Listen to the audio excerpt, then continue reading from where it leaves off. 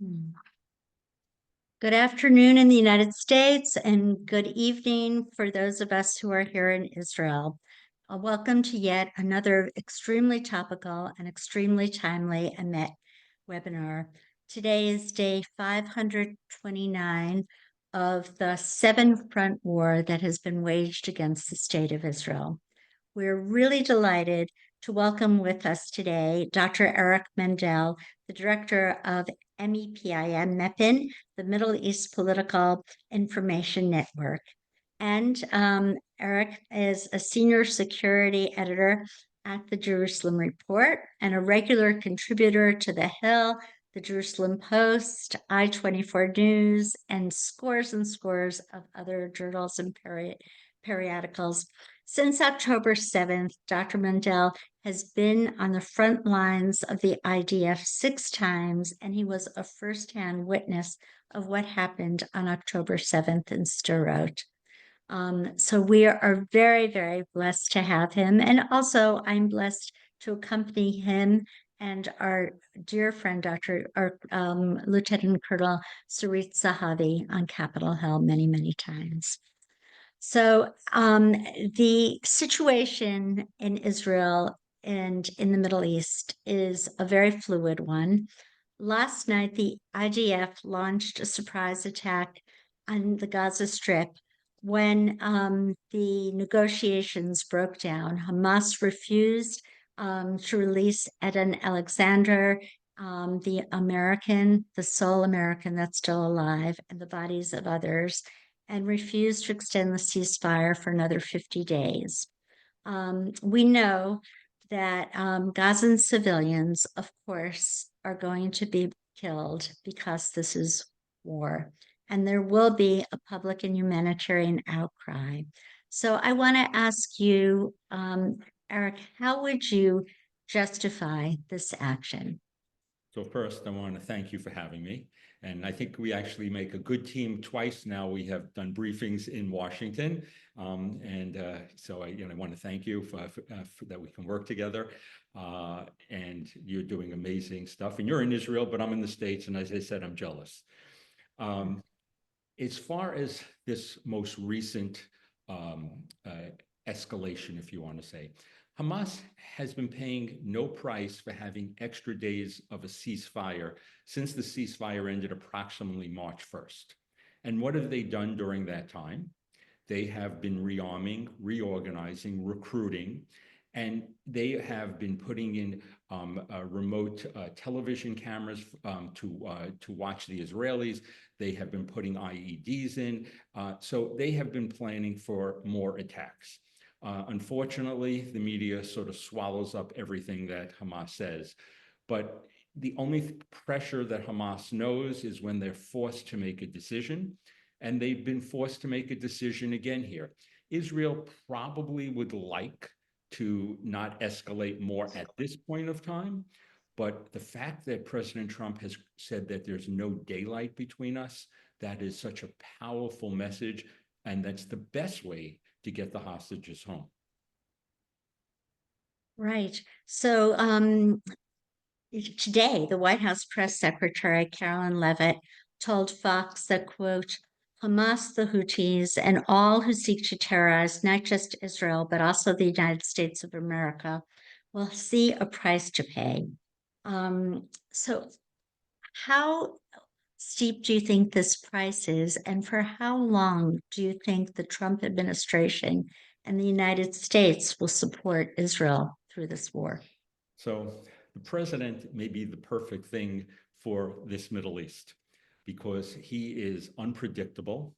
He's disruptive. Just think about the plan that he made that made everybody kind of wake up and think out of the box. He's willing to use force, but he wants victories. And a victory for the president would be hostages coming back, certainly American hostages coming back. And for American influence in the region, just overall, the way for us in the great powers competition to re-engage and to be perceived strong here is not only to have no daylight with Israel, but also eventually to confront Iran. That is still the greatest nemesis to regional instability. How long will the president do this? This is a very important question, because what Israel needs to do, if it doesn't remove the population, is to be in Gaza for years. I hate to say that, but think of Judea and Samaria.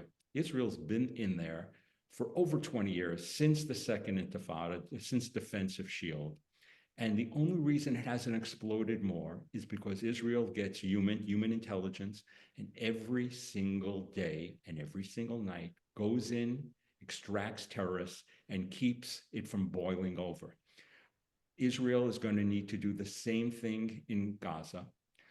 What may happen, and what I think should happen, what I've written about, is a variation on the Trump plan, where Israel again moves citizens, Palestinians, out of northern Gaza, because that's where they border on the majority of the kibbutzim that were attacked. And that Israel goes in there and cleans that out, and maybe section by section clears it out. Israel will not have a victory here. Israel's had great tactical victories in the north, in Judea and Samaria, in Gaza, but it will not have a strategic victory until Gaza is demilitarized. And until Gaza is demilitarized, in fact, that will be the best way for Israel to have Saudi normalization, because in this neck of the woods, it's all about if you're perceived as powerful and strong. And the problem here is the people in the West, and hopefully President Trump, and it seems that President Trump understands the West, understands the region more. As Michael Oren wrote a piece saying, we don't live in California or Sweden, we live in the genocidal Middle East. And hopefully the president and his team realize this is not an area of nation states. This is an area of tribes and clans. As soon as you get that going, and that power makes a difference, that's how you defeat Hamas. That's how you defeat Hezbollah. And I'm taking the issue farther around. And that is the best way for Israel, one of the regional powers, to assert itself. And Israel has also changed since October 7th. It's not about deterrence anymore. It is about preemption and preventive attacks. There's a total change in Israel policy, and it's not with just Zamir becoming the IDF chief. Israel has just realized you cannot wait. I was with Sarit October 4th, 3 days before October 7th. We were on Har Dov near Sheba Farms, and there was a Hezbollah tent there. And I'm saying, what are you guys leaving it there? And they're saying, let's not, rock the boat. I said, my country would hopefully blow it up and, give them 30 seconds and get out. Israel is now going to do, I think, going forward, the right things. Right. Speaking about our country, the United States, the United States have launched strikes against the Houthis, and President Trump has said he will hold Iran responsible for the Houthi attacks. As you know, the Houthis have attacked U.S. ships 174 times, and that's the U.S. Navy, and 140 times they've attacked commercial ships. So President Trump is holding Iran directly responsible, but Iran is actually saying, hey, the Houthis are only responsible for themselves, and they seem to be equivocating. How do you respond to that? Okay. The Houthis would not have their power if Iran had not and does not and continues to supply them with the weapons to do this. I had written for a long time that if you want to deal with the Houthis, the address is Tehran. It's the supreme leader. Unless they pay a price on Iranian territory, at the minimum a threat, but actually following through with it, that's when you'll see the Houthis stop. What America had done previously as a great power was to keep the major waterways in Bab el-Mandeb, the Suez Canal, the Straits of Hormuz open. We have abdicated, as have our allies, really for 18 months. We must keep freedom of the seas, and allowing a third-rate power like the Houthis, controlled by the world's leading state sponsor of terror, Iran, deal and economically devastate, really, Egypt, an ally that's important that we stabilize, a country of 100 million people that is that hangs on a thread because it's such a poor country and a radicalized country. We really need to eventually strike something in Iran that they pay a price. This is a window of opportunity I know we didn't jump onto Iran yet, but everything ties here together. Iran is still the major destabilizing force. And the most important thing we should be so happy to say is we are for the Iranian people. We're pro-Iranian. And that is the best way for the Iranian people to rise. The president, again, what we should be doing with the Houthis is blaming Tehran, maybe striking Karg Island where their oil facilities are, even a minor attack just showing we can be there, maybe Bandar al-Abbas, which is the container port. But the window of opportunity to change the Middle East regarding Iran and its proxy network that is still out there and still trying to rebuild is now. And it's also, we have a countdown. There is two things that are happening here, the countdown clock. One, Iran is getting closer not only to the enrichment part, they already mastered that, to the weaponization part, and also to October. That's the last time snapback sanctions where our allies can come back and put that full maximum pressure on. And so we need to, in the next few months, to make a decision of what to do. And the best thing in the Middle East is to show power. And that's the best way to avoid wars.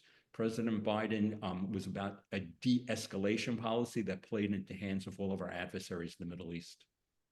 Right, right. And I think it's really important that you emphasized, and we continue to emphasize, that October of 2025 is when all of these sanctions are going to elapse, and the UN sanctions as well, according to the JCPOA.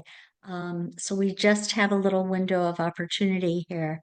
So when you talk about Iran, we also know that Iran has been smuggling weapons through Jordan to Judea and Samaria, or the West Bank. How do we protect and defend the citizens of the state of Israel from Iran? And we're mentioning Judea and Samaria, we mentioned Gaza, and of course, something that you're a great expert on, Eric, is Hezbollah. How do we protect the citizens of the state of Israel from Iran and all these fronts? The real answer is regime change. That is the ultimate answer. There's a limit of what you can do in getting Iran. They have strategic patience. They're willing to wait decades for America to get tired. They watched us in Afghanistan, whether we should have been there or not, but they know we get tired, so they're willing to wait us out. Iran is trying to make new fronts. It has been basically trying to change Judea and Samaria into another front. I was embedded with the Panther Battalion along the seam line in Qalqilia and Tulkarm. I was also in Jenin and Nablus. And I tell you, a place like Tulkarm, which is just miles from Tel Aviv, it's all Hamas now. Qalqilia is hanging by a thread. Jenin is all Hamas. The Palestinian Authority, for whatever it is, has minimal influence. They tried to go in there to their credit, the Palestinian Authority, and failed in Jenin in the last few months. So they want to make that another front. Where's it coming from? A lot of it's going through Iraq. Iraq is controlled. This is one of the places they're emphasizing. Iraq is controlled by Iran. They want, as part of their foreign policy, to keep Iraq weak. During the Biden administration, the popular mobilization forces that are controlled by Iran have been incorporated into the Iraqi army. They attacked our soldiers with lots of traumatic brain injuries, and we barely responded. A terrible message, and that's something that we can't take our eyes off of. Iran is trying to build back Hezbollah. And people will say, look, the Lebanese armed forces has stopped some planes from coming in. Well, I had, after we left together, I went to the State Department and I brought up that I had information that Iran was sending through Turkey planes into Beirut airport, which were not being inspected and supplying there, and they wouldn't comment on it. We have lots of, people in countries that don't seem to be natural allies that will work together if they can work against America or against Israel.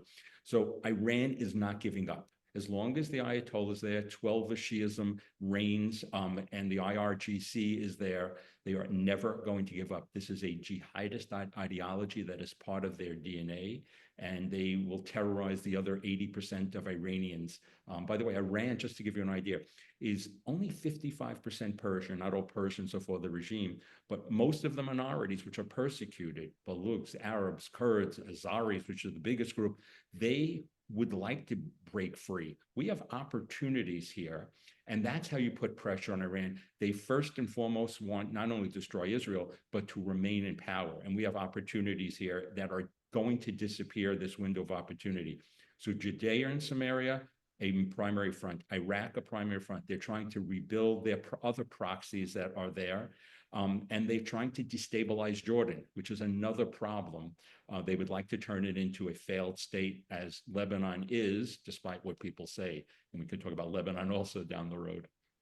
Right, right. Okay. Speaking of Lebanon, we know that Hezbollah forces right now are battling with the new jihadist forces from Ahmad al-Shara.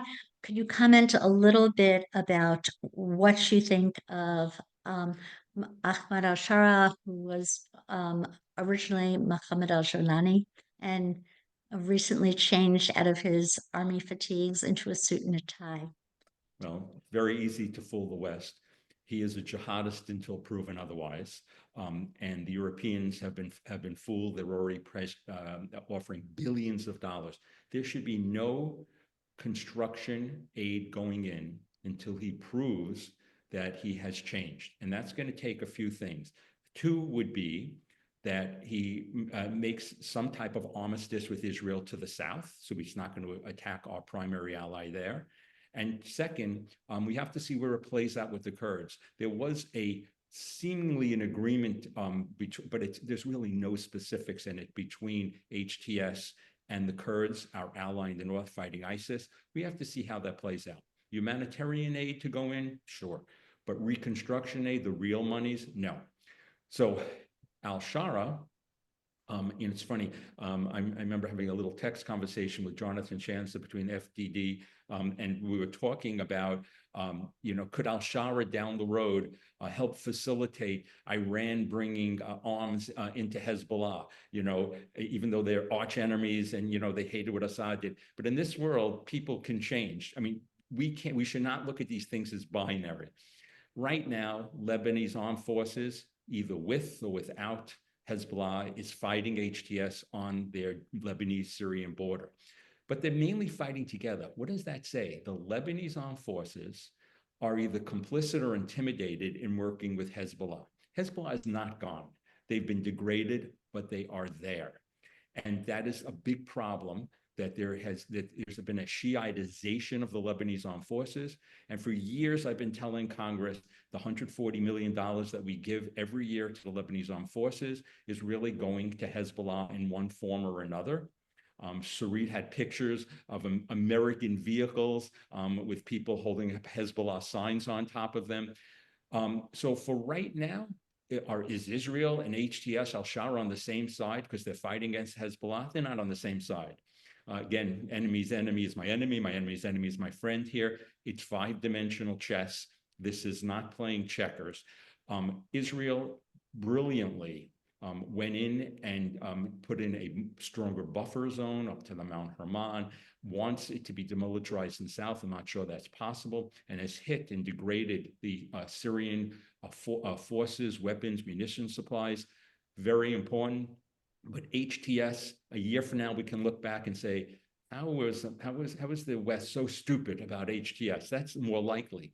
And if you look at what HTS has done previously, think of the Taliban as a model. They basically were in Idlib province for 7 months.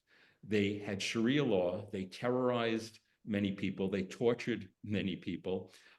Turkey, one of their backers, ethnically cleansed the Kurds, 8 years ago in the northwest of Syria. It's a NATO ally, strongest part of NATO. So, friends change here. The only friend America has that they can rely on is Israel. And that is where they should take the lead from, and keeping no daylight there. So Lebanon is a failed state until proven otherwise. Syria is going to be jihadist until proven otherwise. Iran is looking to get back in the game and destabilize Jordan, and that could be a failed state. So you have many things that are going on here. It's a lot on the plate for the United States that doesn't consider the Middle East a primary theater. It's a secondary theater after China. But if America keeps getting pulled back in there, and if we show strength and we deal with Iran, that's the best way to pivot to China, which is what our foreign policy teams want to do. Exactly. So you mentioned the Lebanese armed forces and the $145 million a year that we give them. What's your opinion of UNIFIL? Ah, so UNIFIL has been there since the end of the Second Lebanon War. They have stopped, let's see, it's an easy number to come up with, 0 of the 150 to 200,000 missiles and weapons that fly through the skies from Iran through their corridor that has now been stopped through Syria. They are more dangerous than they are helpful. In Israel's last confrontations with Hezbollah, they have actually gotten in the way of Israeli forces. They would go in between Hezbollah and Israel, and that they've been useless or less. I'll give you an example of how incompetent, intimidated again, or complicit they've been. I remember visiting, I think it was 2018, 2019, the largest tunnel that went from Lebanon, 20 stories deep, a half mile long, into Israel for the Radwan forces to go into. And the digging, which went on over 2 years, was right next to a UN post. They could not have heard it, but see no evil, hear no evil. And they should be, it's funny, with Sarita and I had argued over this quite a few times, but I've always been one that they're better not to be there. And I think they're less helpful. Israel has to depend upon itself. And Sarita has come to that conclusion also. They're not a force for good. They're a force that hurts. Now, most of the South Lebanon, south of Litani River, which 1701 UN Security Council resolution after 2006 said that there can't be any Hezbollah south of Litani River.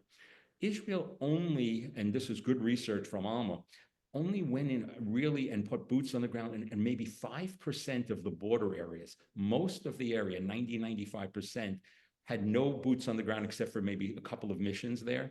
So basically, Hezbollah is still untouched south of there unless the Lebanese armed forces go in and gets them out. And they're not going to get them out. Even if they want to, they're not strong enough to do that. By the way, what we really should be talking about is not 1701. We should be talking about 1559, which said all armed forces that are not under the Lebanese have to be disarmed. And that's where we really should go back to, and that should be American policy. 1701 is too weak. They can't even do 1701, but 1559, because if you're not a country, if you don't have one force, and if you have militias, guerrillas, terrorists that are running free, you're not a real country. Right. Okay.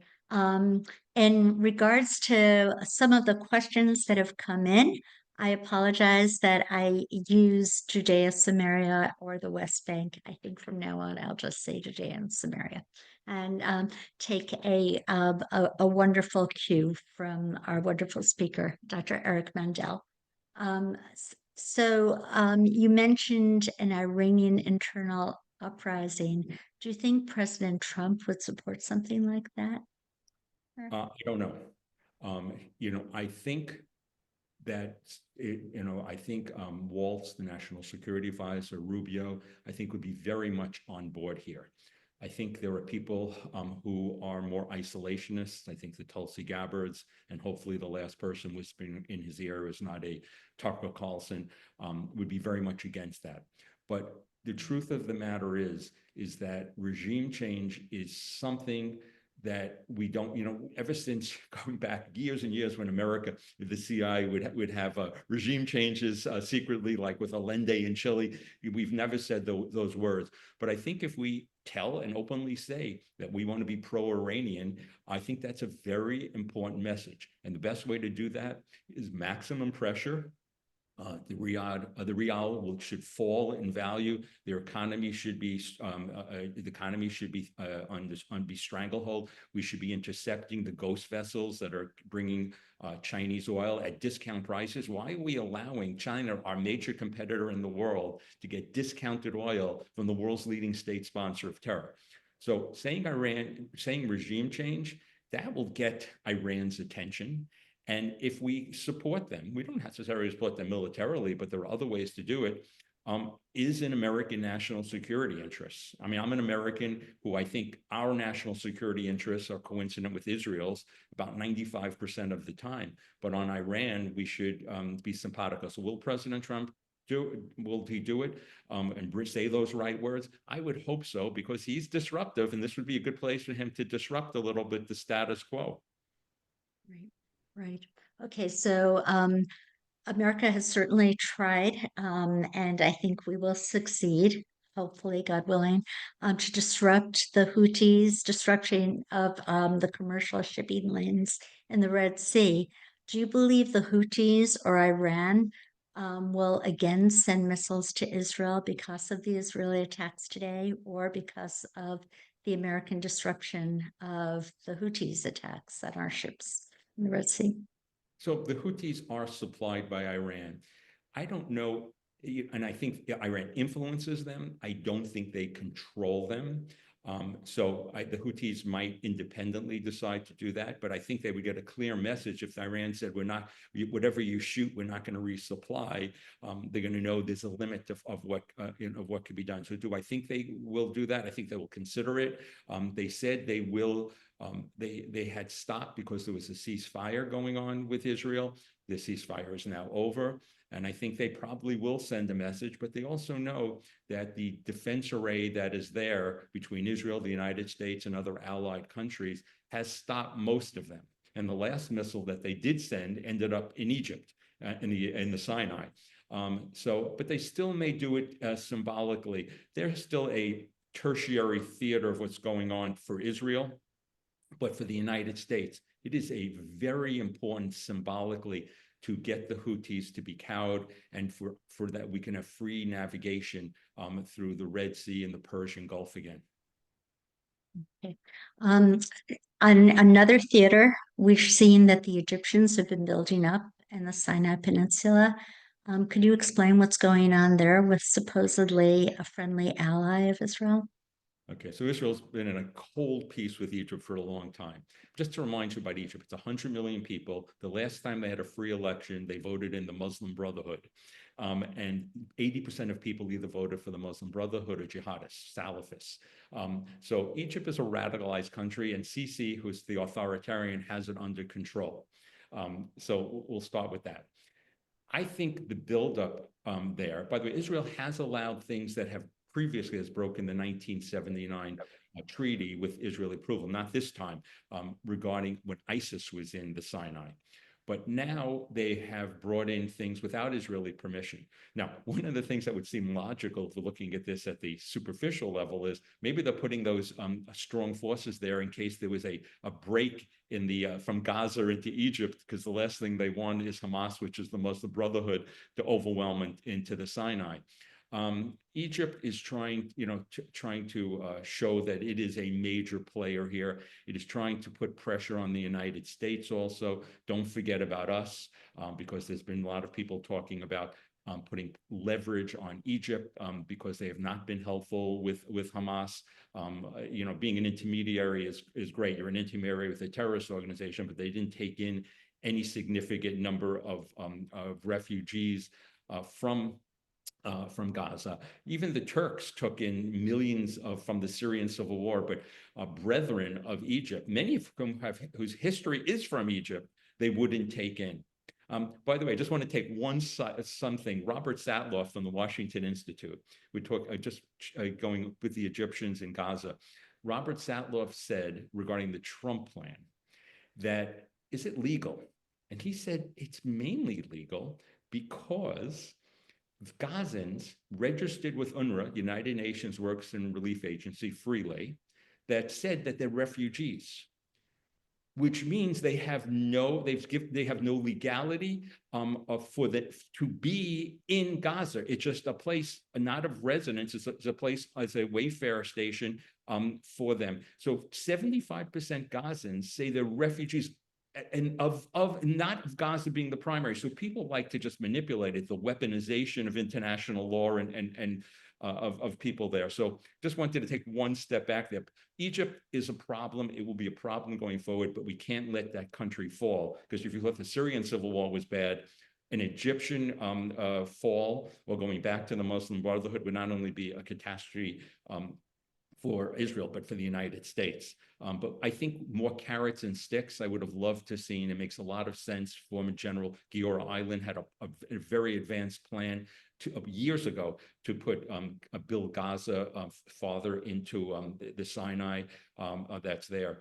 But Israel's going to, Egypt has not held up here, and we have not held them to account. Right.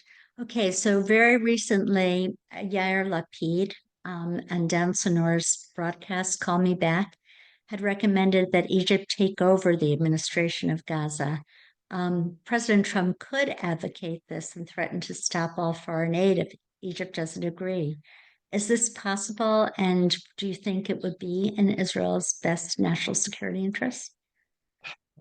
So will Egypt really wants to have nothing to do with Gaza on a military basis. Once Egyptian soldiers come back in body bags, the Egyptian people are not going to be happy, and that they're killing or suppressing brethren that are there. Most Egyptians, because of brainwashing over years against Israel, are for Hamas and for Palestinians, however they want to look at it, and Israel is the bad guy there.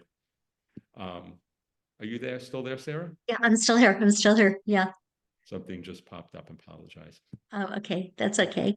Okay, go ahead. Where we left off? Because about Egypt taking control of Gaza. So there's the Egyptian plan. The Egyptian plan is a joke because, first of all, they didn't mention the word Hamas in there. No plan will work unless there's a plan to not only get Hamas as a non-governing entity, but to be not a military entity hiding behind the scenes, terrorizing people. So I don't care if it's Egyptians that are in there or Emiratis or Saudis, none of them are going to go into it. The truth of the matter is, if you want to really do what you need to do, it's only going to be the Israelis. They're the only ones that are motivated enough to get Hamas out. And it's going to take a very long time, and it's going to be moving peoples again, to different locations.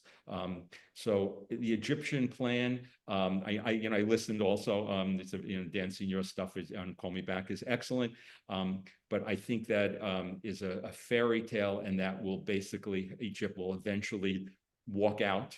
And you'll be back right where you were, and people will be proposing mowing the grass again, which obviously didn't work. Didn't work. So, Eric, what do you think of all of the smuggling tunnels that obviously went through the Philadelphia corridor into Gaza from Egypt? If Sisi is really against the Muslim Brotherhood. It's funny because he should be against the Muslim Brotherhood. And really up until maybe 2017, 18, even 19, it seems they were doing a much better job with the tunnels. By the way, most of the, we'll call it contraband, weapons, things, monies that are smuggled in, and people terrorists going back and forth, ended up in the last 5-6 years, not underground. They were going right through the Rafah crossing. So was that Egyptians turning their eyes away from a high level? Was it just pure corruption? Was it being sympathetic to Hamas? Egypt changed in regard to what went on there that allowed a tremendous buildup, that allowed October 7th to happen. If you ask the Egyptians, and nobody holds them accountable, there were no tunnels, and they did nothing. I mean, it's like the big lie that's there. So Egypt was responsible for what Hamas became in doing October 7th, directly or indirectly, and took no responsibility for Gazans, letting any in, other than tiny numbers, and we didn't hold them accountable. Certainly the Biden administration did. I'd like the Trump administration to think about what Egypt has not done here. And again, what we may need to do is give some more carrots to Egypt for them to do what we want, regarding Gazans and things like that. Egypt can play an important role, but they also can play a very counterproductive role. Right now, the ledger's on towards counterproductive. And before the war, before October 7th, 2023, 1/3 of Gazans said that they wanted to get out of Gaza. So one could imagine if they were able to answer freely without the superiors of Hamas looking over their heads, what the average Gazan would say today. But Egypt certainly doesn't want the Muslim Brotherhood going in through them. Certainly, Jordan doesn't want them because 70% at least of Jordanians are Palestinian, and that would topple the regime. So, how do we get them out? It's a difficult question here. First of all, the Gazans who want to leave, they're not stupid. They don't want to go to Arab countries. Where it could be as bad or worse. Jordan, they shouldn't go to because Jordan is fragile and we need them as a buffer for as long as that can be for both American and Israeli interests. Going into Sinai is a real possibility. They don't really want to do that unless there was a city there that was built and things like that and maybe there.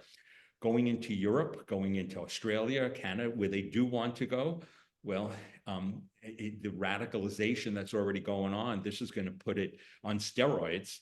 Think about the Palestinians on our own college campuses who've been part of what went on since October 7th and the rise of anti-Semitism. And most Arab countries don't want them. Behind the scenes, they don't really like them. I mean, you think about their history. In the 70s, they went into Jordan and they made Black September, and Jordan almost fell. In Lebanon, they helped create the civil war. They backed Saddam Hussein up in the 90s, when they invaded Kuwait. Nobody really wants the Palestinians. I think a more realistic plan here, and I was against Israel allowing the Netzarim crossing to be breached, is to do Gaza in sections and move the Palestinians around and clear areas 100% first, and then try to get areas that you truly screen people before they go back. I mean, it was insanity that Israel allowed hundreds of thousands of Gazans from the south to go back north with thousands of terrorists acting as civilians to go back, and you knew you're going to have to do it again. Is there enough room in Gaza to move Palestinians around? There is, but there will be humanitarian cries that weaponization will be used against Israel of human rights violations, war crimes, and all of these type of things. But that may be your best alternative of what's here. But you have 4 years here, maybe now less than 4 years, of President Trump, who, if he could, not just want a quick victory, the quick victory could be a ceasefire, and that would be enough.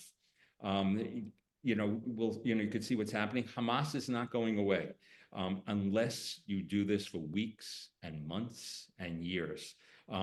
So, how do you move the people? I think it's going to be internally. Some are talking about going to Syria. Boy, that you're going to turn Syria into a Lebanon. I don't see that as a good choice.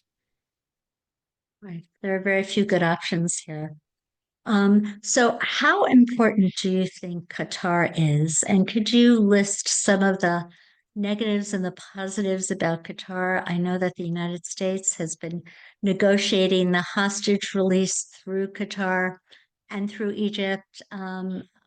How much of a player is Qatar, and how nuanced do you think, or how bold is their support of Hamas? It's very clear. Qatar is the primary funder of the Muslim Brotherhood. They are a close ally of Turkey, which is the Muslim Brotherhood. They have given sanctuary to jihadists of all stripes, mainly Sunni, although they work with Iran. And so financially, they are there. They control the major megaphone in the Middle East, Al Jazeera, that is anti-American, anti-Israel, anti-Semitic.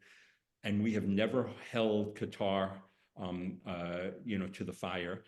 Lots of people make a lot of money off of Qatar in the administration, other administrations, investments. They are a huge investor in the American universities, creating chairs. That is a big problem of what goes on. Qatar is a frenemy. Where's the friend part?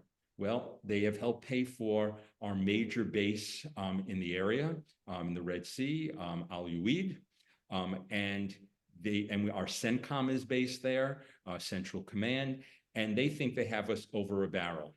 I'll tell you, when I was in Doha, and I also in the embassy, the Qatari embassy in Washington, I brought up with them, the Emiratis, who, by the way, they hate more than the Israelis, the Emiratis are willing to build us a base there also. And they said, what are you talking about? We just put $1 billion into, Al Uwaid. The truth is, we have to make Al Uwaid something that is not as important, and we should probably be building another base with the Emirates at this point of time. The Qataris are a major problem. In their defense, they share the world's largest gas field with Iran, so they need to be friendly. But they're a little too friendly, and we need to put benchmarks for them to distance themselves from Iran, stop supporting jihadists around the world, whether you're the Taliban freely going there or Hamas or whoever. We need to, Qatar. Remember, the other Gulf states had a blockade against them that we didn't support. I actually supported that. I thought that was an opportunity that was missed. So Qatar, major problem. It needs to be addressed with. If you don't, you're going to handicap your influence in the region. Okay, and you also mentioned that Turkey is the Muslim Brotherhood under Erdogan. Could you elaborate and talk about the difficulty since Turkey is a NATO ally? So Turkey used to be, pre-2000, a secular Muslim state, great relations with Israel, the United States. They were a reliable ally. Ever since Erdogan and his AKP party came into power, very again patient, it eviscerated the secular part of the army, the judiciary, the media. They jail more journalists than any other country in the world. And they are now a Muslim Brotherhood, maybe the leader of the Muslim Brotherhood. They have the second largest army in NATO. And just to show you what a frenemy they are, they bought the Russian, remember what is NATO was built for? To be against Russia. They bought the Russian advanced anti-missile system, the S-400s, why we kicked them out of the F-35 program. And Biden said he's going to sell them F-16s in its place. Turkey is a problem. We have a base there called Incirlik. It is not indispensable, but the Turks think it is. We need to put some pressure on Turkey. And also Turkey has undermined our other allies, primarily Israel. So it's another real problem. Qatar and Turkey very different, but you could put them in the same basket, frenemies. Right. So could you talk about the difference between Iran's power on October 7th, 2023, and Iran's power today? Iran has been weakened. Its air defense array, very, very much weakened. It has lost a lot of its proxy strength in Hezbollah, in Hamas, and the Houthis have been degraded somewhat. Iran is not going away. If you think that Iran is now saying, okay, we saw the strength of Israel, the United States, Iran is patient. They are going to come back. They are already working and bringing money into Lebanon. They will support Hamas when there's an opportunity. They are influencing Iraq. They are a problem that will not go away unless there's regime change.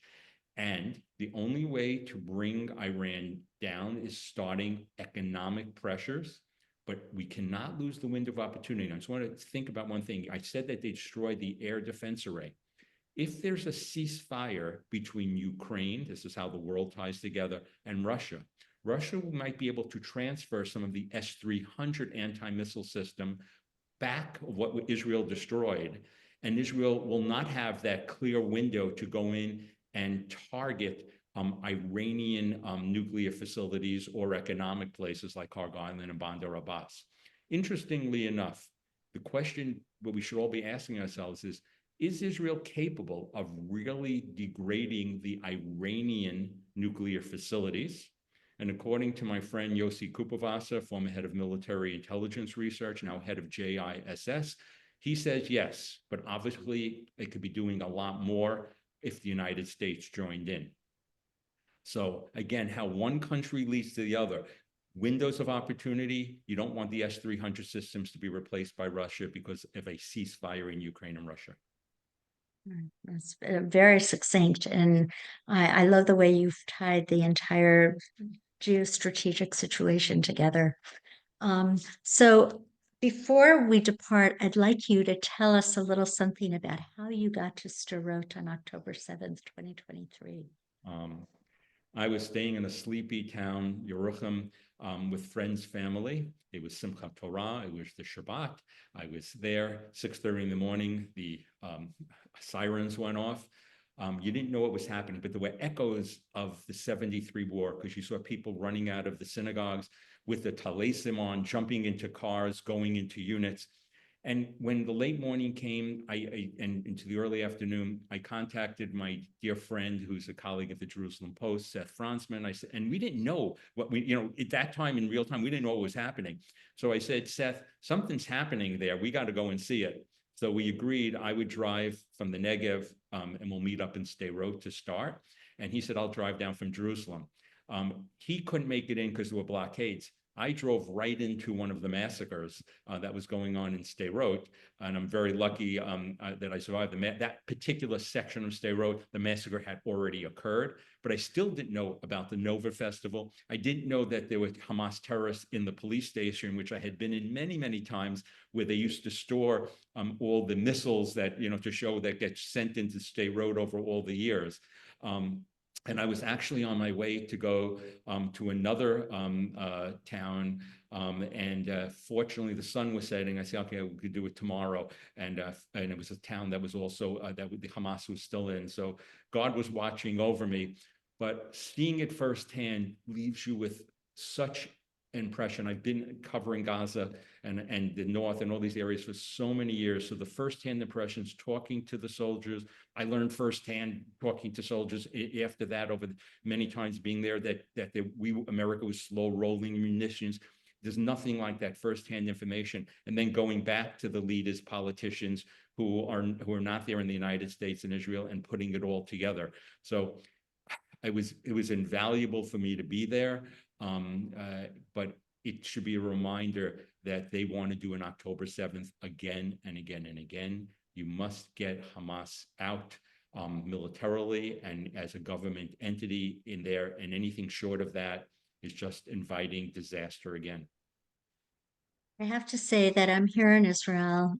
We spent Purim together with my son-in-law, an American who made Aliyah, and many, many other Americans who are all serving in the IDF. And there is a new found resoluteness. They know why they're here. They know that they have to fight Hamas and Hezbollah and any other Iranian-backed terrorist proxy, and win. And they will stand their ground because they know that they have no other home.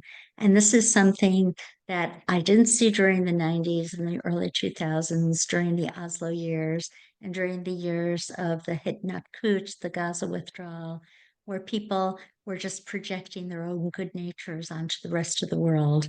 But I think now, after October 7th, they understand the reality, and they are going to fight and defend their homeland.